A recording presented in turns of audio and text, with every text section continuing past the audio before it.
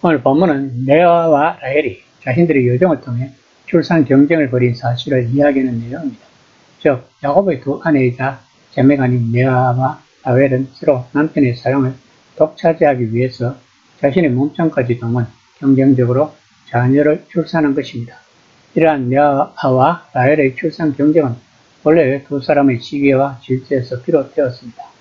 하지만 하나님은 이러한 인간들의 허물까지도 오묘한 섭리를 통해 당신의 뜻을 이루는 방편으로 사용하사 이스라엘 12지파의 근간을 이루게 하셨던 것입니다.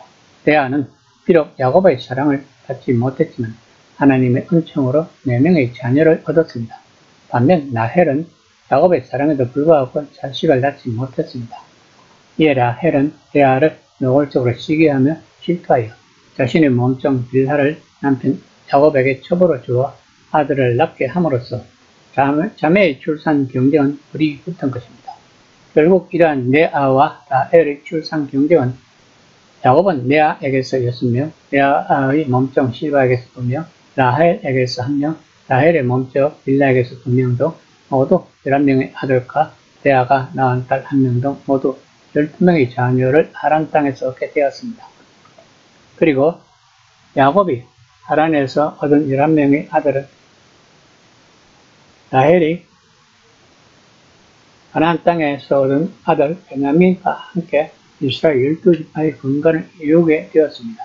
그리하여 아브라함과 이삭과 야곱에게 주신 하나님의 약속은 성취되게 되었던 것입니다. 30장 1에서 2절입니다. 라헬이 자기가 야곱에게서 아들을 낳지 못함을 보고 그의 언니를 시기하여 야곱에게 이르되 내게 자식을 낳게 하라. 그렇지 아니하면 내가 죽겠노라.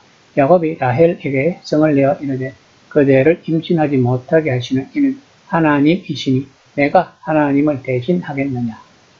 본문에서 라헬이 그렇지 아니하면 내가 죽겠노라고 한 말의 의미는 상대방을 위협하는 말이 동시에 단 한 명의 자녀도 얻지 못한 유인으로서의 극심한 수치심을 나타내는 표현인 것입니다. 죽겠노라에 해당하는 메타를 직역하면 그녀는 이미 죽었다입니다. 이는 자식을 낳지 못한 여자는 죽은 것과 다름없다는 것을 강조한 것입니다.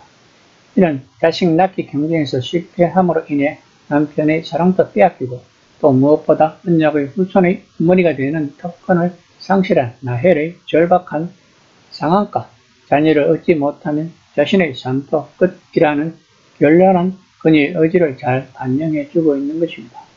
본문에서 야곱이 성을 내어의 원어적 의미는 코스을 글쎄게 몰아내듯이 하는 격렬한 분노를 뜻한다고 합니다.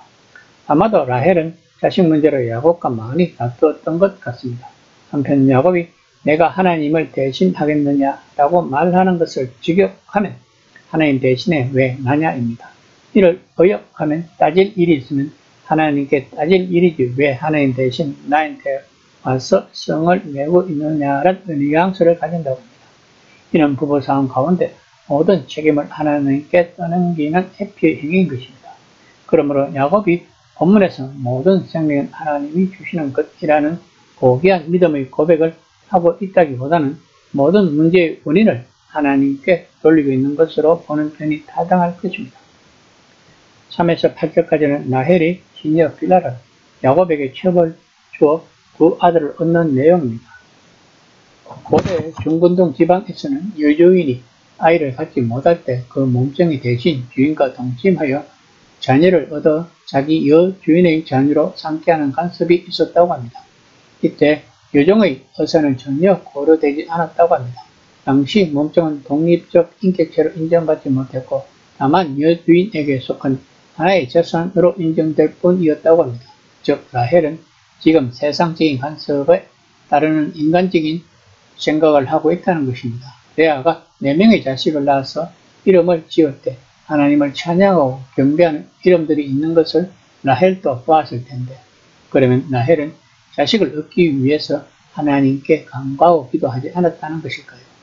아니면 열심히 간구하고 기도했지만 응답이 없으니까 세상적인 방법을 생각했을까요? 빌라가 낳은 아들 다는 정당성을 입증하다, 판단하다라는 뜻이 있다고 합니다. 다는 라헬이 아들을 얻고 난 후 말한 내용을 요약한 이름입니다. 즉, 주께서 자신의 진실함을 입증하셨다는 고백을 아들의 이름에 반영한 것입니다.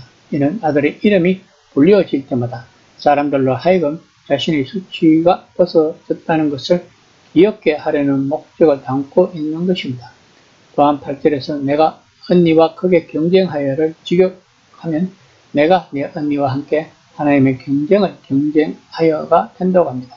이는 당시 라헬이 가졌던 질투의 맹렬함이 어느 정도였는지 그리고 언니와의 감정이 어느 정도였는지를 잘 보여주고 있는 것입니다.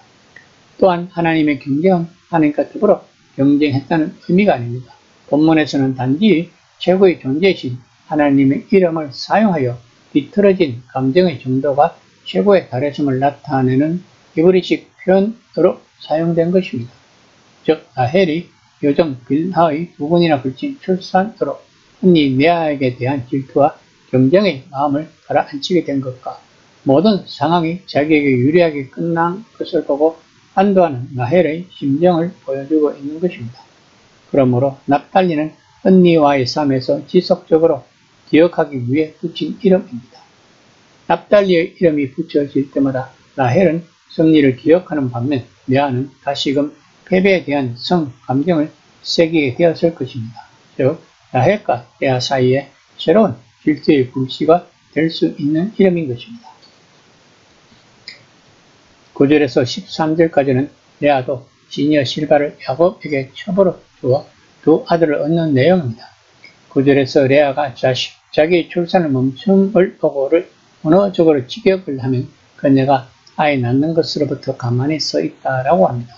따라서 본문은 레아가 하나님께서 그녀의 태를 닫으셨음을 알았다는 의미라기보다는 라헬이 요정을 끌어들여 열심히 아이를 낳게 하는 것을 지켜본 레아가 갑자기 그의 상황은 아무 조치도 취하지 않았고 바보스럽게 서 있는 자신의 모습을 보게 되었다는 의미입니다. 또한 레아가 실바를 데려다가 야곱에게 주었다는 것은 4절에서 라헬이 요정 빌하를 야곱에게 주는 장면과 본질을 비교할 때 가장 큰 차이는 본질에 쓰인 데려다가라고 쓰인 원어 라카오가 동사로 쓰였다는 것입니다. 라헬의 경우 이 동사가 쓰이지 않았던 것은 요정 빌하를 남편에게 주려는 계획이 오래전에 의도했던 것임을 감시하는 것입니다. 반면 레아의 경우에 이 동사가 쓰인 것은 그녀의 행동이 동생 라헬에 대한 질투의 반응으로 갑자기 이루어졌음을 보여주고 있는 것입니다.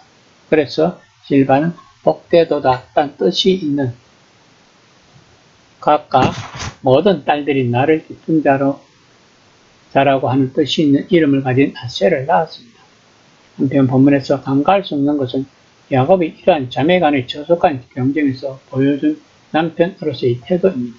그는 아내들의 경쟁 의식을 잠재우기보다 오히려 방조하고 피동적으로나마 동참함으로써 두 자매 간의 불화와 긴장 관계를 더욱 고조시키고 있습니다. 그러나 놀라운 것은 이러한 인간의 부족과 실수에도 불구하고 하나님은 야곱의 가정을 통하여 당신의 거룩한 나라를 조용히 준비해 가셨다는 사실입니다. 이처럼 하나님은 오늘도 허물과 죄가 많은 인간들을 지켜보시며 그들의 삶 속에서 당신의 거룩한 계획을 성실히 추진해 가고 계신다는 것입니다. 바울은 이에 대해 빌립보서 1장 6절에서 너희 안에서 착한 일을 시작하신 이가 그리스도 예수의 날까지 이루실 줄을 우리는 확신하노라 라고 말을 하였습니다. 오늘 본문에서 보듯이 이스라엘이 하나님의 선민이 된 것은 그들이 다른 민족에 비해 우월하기 때문이 아니라 오직 하나님의 무조건적인 은혜의 결과인 것입니다. 마찬가지로 오늘날 우리가 하나님의 백성이 된 것도 오로지 하나님의 은혜의 결과입니다. 그러므로 우리는 우리 자신을 한번 돌아볼 필요가 있습니다. 과연 우리들 중 자신을 하나님 앞에 떳떳이 내세울 만한 자가 있을까? 우리 모두는 실로 하나님 앞에 다 부끄러운 존재일 것입니다. 그러므로 우리는 이런 우리를 택하여 당신의 거룩한 백성으로 삼아주신 하나님의 은혜를 감사하며 하나님께 우리를 택하신 목적, 즉 하나님께 영광을 돌리는 삶을 살도록 최선의 노력을 다해야 할 것입니다. 이 시간 나는 과연 하나님의 영광을 돌리는 삶을 살아가고 있는지 한번 생각해 보는 시간이 되었으면 합니다.